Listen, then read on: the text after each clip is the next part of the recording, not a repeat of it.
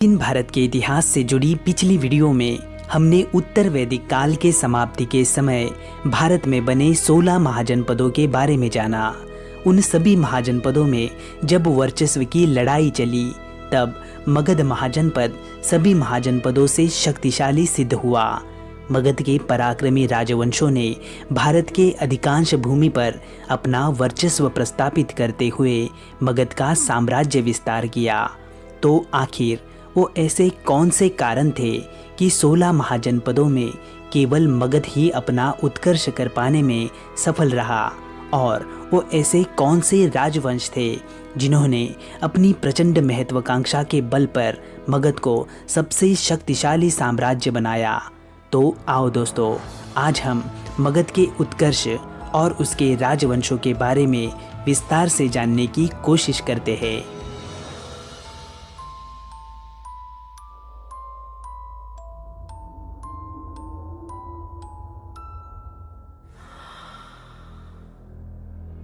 उत्तर वैदिक काल में लोहे की खोज के बाद विभिन्न जनपद आर्थिक दृष्टिकोण से संपन्न बनते जा रहे थे। संपूर्ण भारत में इस वक्त मानव विकास का दौर ही चल रहा था। ऐसे में मगध को जिस बात का सबसे ज्यादा फायदा हुआ वो था छोटा नागपुर का पठारी क्षेत्र। मगध के हिस्से में आने वाले इस क्षेत्र से बड़ी मात्रा में लौह अयस्क प्राप्त हुए। लोहे की पर्याप्त मात्रा उपलब्ध होने के कारण मगध हथियारों, युद्ध सामग्री और औजारों में सबसे आगे रहा। नतीजन मगध ने बड़ी मात्रा में जंगली लकड़ी को काटकर युद्ध में उपयुक्त होने वाले रथ बनाए। साथ ही साथ जंगलों से हाथियों को पकड़कर उन्हें युद्ध के लिए प्रशिक्षित किया, जिससे मगध की सेना अन्य महाजनपदों से काफी शक्तिशाली बनी। भौगोलिक दृष्टि से देखा जाए तो मगध प्राकृतिक रूप से काफी सुरक्षित स्थान पर बसा हुआ था। उसकी प्रारंभिक राजधानी राजगृह पहाड़ियों से घिरी हुई थी, तो दूसरी राजधानी पाटलिपुत्र गंगा, गंडक और सोन नदी के संगम पर बसी हुई थी, जिस कारण मगध पर आक्रमण करके उसे जीत पाना आसान नहीं था।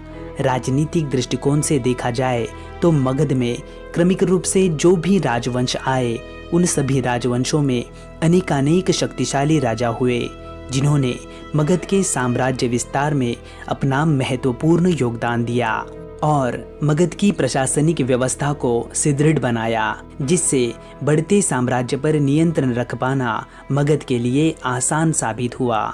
इसी के साथ साथ मगध में बिछे नदियों के जाल और वहां के जलोढ़ मिट्टी से कृषि से अधिशेष उत्पाद का निर्माण हुआ, जिसका व्यापार नदी मार्गों के माध्यम से भारत के अन्य क्षेत्रों में किया गया। इससे मगध आर्थिक रूप से बेहद ही संपन्न राज्य बना।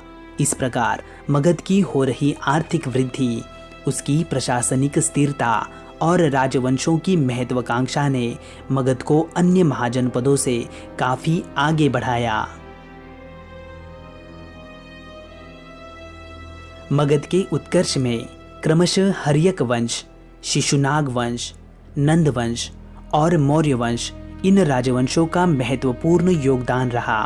पौराणिक मान्यताओं के अनुसार बृहद्रथ को मगध के संस्थापक के रूप में देखा जाता है, लेकिन मगध साम्राज्य की सत्ता का वास्तविक संस्थापक राजा बिंबिसार को माना जाता है।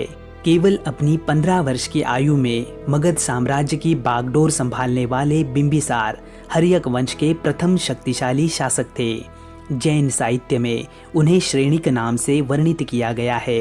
राजा बिंबिसार ने मगध के विस्तार की नींव वैवाहिक संबंधों के माध्यम से रखी।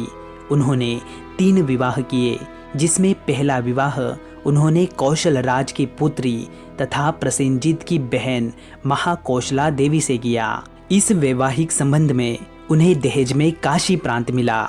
उनका दूसरा विवाह लिच्छवी की राजकुमारी चेलना के साथ हुआ।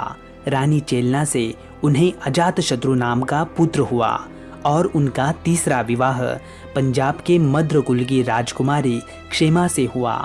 इन वैवाहिक संबंधों से राजा बिंबिसार को बड़ी राजनीतिक प्रतिष्ठा मिली और मगध को पश्चिम एवं उत्तर की तरफ विस्तार करने का मार्ग प्रशस्त हुआ। राजा बिंबिसार ने अंग राज्य को जीतकर उसे मगध में मिला लिया और अपने पुत्र अजातशत्रु को वहां का शासक नियुक्त किया। अवंती के शासक चंड प्रद्योत से राजा बिंबिसार के मित्रतापूर्व संबंध थे। जब राजा चंड प्रद्योत बीमार पड़े तब अपने राजवैद्य जीवक को राजा बिंबिसार ने इलाज के लिए अवंती भेजा था। राजा बिंबिसार के लगभग 52 वर्षों तक शासन करने के बाद उनके पुत्र अजातशत्रु ने 492 ईसा पूर्व में उनकी हत्या कर मगध की राजगद्दी पर अपना अधिकार स्थापित किया। अजातशत्रु जैन मतानुयायी था। उसका उपनाम कुनिक था।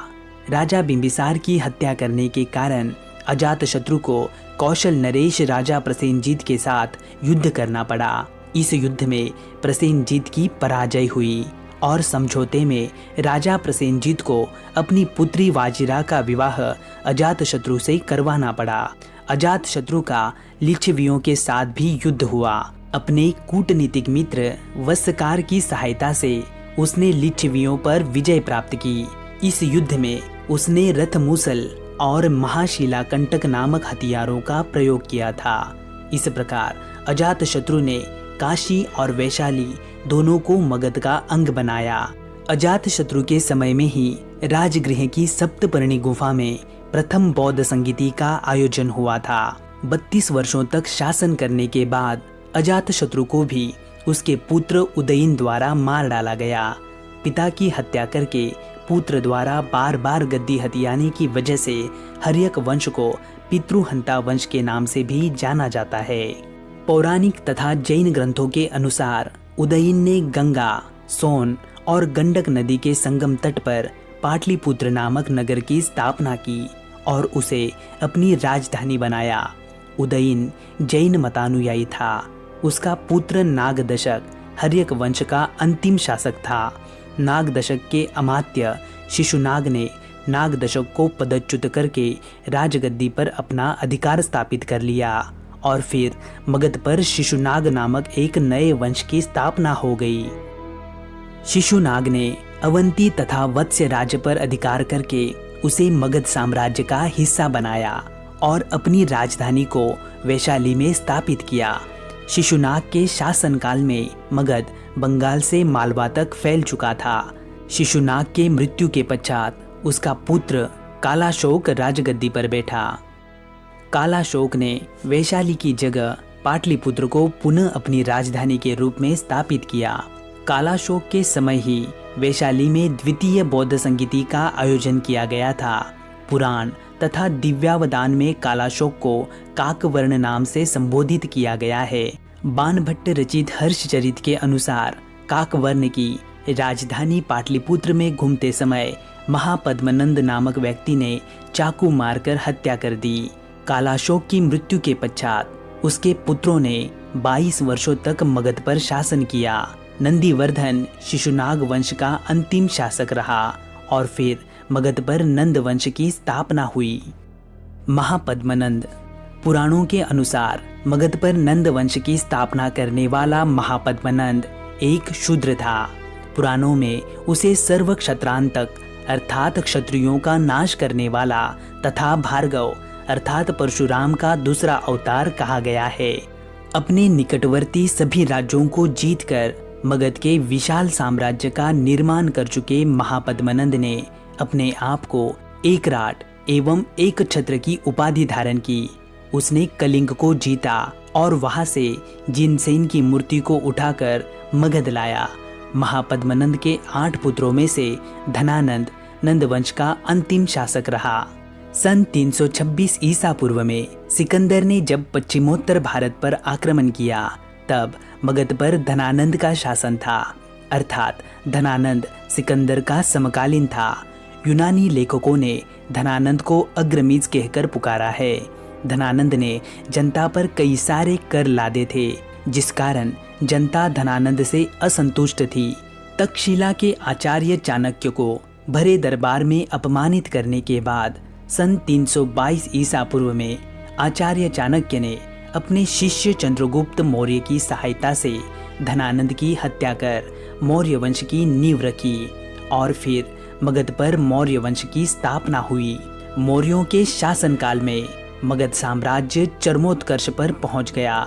मगध साम्राज्य के उत्कर्ष में मौर्य राजाओं का योगदान अनन्य साधारण है। उनके इस योगदान को हम अगली वीडियो में विस्तार से समझेंगे। तो दोस्तों, आपको ये जानकारी कैसी लगी, आप हमें कमेंट में ज़रूर बताइए। वीडियो को लाइक करके अपने दोस्तों में शेयर कीजिए और चैनल को सब्सक्राइब करके बेल आइकन को ऑल नोटिफिकेशन पर सेट कीजिए ताकि हमारी अगली वीडियो की नोटिफिकेशंस आपको तुरंत प्राप्त हो। तो चलो दोस्तों, मिलते हैं अगली किसी वीडियो में।